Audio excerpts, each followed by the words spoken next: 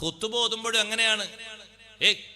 40 ആളെ ഖുത്ബ കേൾപ്പിക്കാന്ന് പറഞ്ഞാൽ അതിനുള്ള ശബ്ദവും മൂക്കൊക്കെ ഇട്ട് ഖത്തീബ് ഖുത്ബ ഓതുമ്പോ നമ്മൾ തുടക്കത്തിൽ തന്നെ അൽഹംദുലില്ലാഹ് ഉസ്താദങ്ങളൊക്കെ പറഞ്ഞോളി, തുടക്കം മുതൽ ലാസ്റ്റ് വരെ നമ്മൾ നിങ്ങളൊന്നും ചെയ്യൂല, സമ്മതം, പൂർണ്ണ സമ്മതം. അങ്ങനെ ആയാൽ ഈ ജുമുഅ പൂർണ്ണമായിട്ട് കിട്ടൂ. 40 ആള് ഖുത്ബ കേൾക്കൽ ഷർത്തല്ലേ? 40 ആളിൽ നിന്ന് 39 ആൾ പറഞ്ഞാലോ?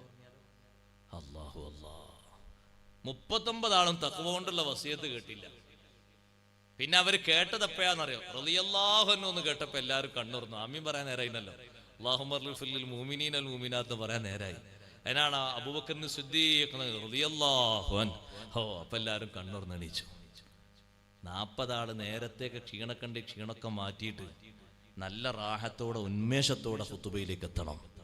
ഇവിടെ വന്നിരുന്ന് ഉറങ്ങാനല്ല, അത് കണ്ണ് തുറന്ന് കാത് തുറന്ന് വെച്ച് ശരിക്കത് ശ്രവിക്കണം, നല്ലോണം കേൾക്കണം.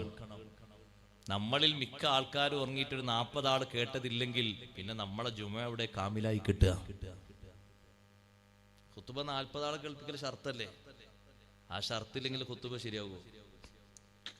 അറബി മാത്രമേ പ്രശ്നമുള്ളൂ. നമ്മളെ ആൾക്കാർക്ക് അതേ വിഷയമുള്ളൂ, അറബിയിൽ ഓതണമെന്നേ ഉള്ളൂ. അറബിയിലല്ലാതെ ഓതൊക്കെ പ്രശ്നമാണ്. ഇതും പ്രശ്നമല്ലേ? ഖുതുബന്റെ ഷർത്ത് അറബിയിലാകല്ലോ ഷർത്തല്ലേ? അതേപോലെ വേറെ ഷർത്തല്ലേ 40 ആൾ കേൾപ്പിക്കാന്ന്? 40 ആളിൽ 10-25 ആൾ ഉറങ്ങിയാൽ എന്ത് ചെയ്യും? കേൾക്കാൻ വിധിക്കപ്പെട്ട ആൾക്കാർ ഉറങ്ങിയാൽ മുക്കല്ലഫായ 40 ആൾക്കാരെ കേൾപ്പിക്കണ്ടേ? ഇസ്മാഉ 40 കാമിലീന മിൻ അഹ്ലിൽ ഖുതുബ അഹ്ലിൽ ജുമുഅ. ജുമുഅക്ക് അർഹരായ കുട്ടികളെ കേട്ടൊരു കാര്യമില്ല, ജുമുഅക്ക് അർഹരായ പ്രായപൂർത്തിയും ബുദ്ധിയുള്ള 40 ആളുകളെ കേൾപ്പിക്കൽ ഷർത്താണ്.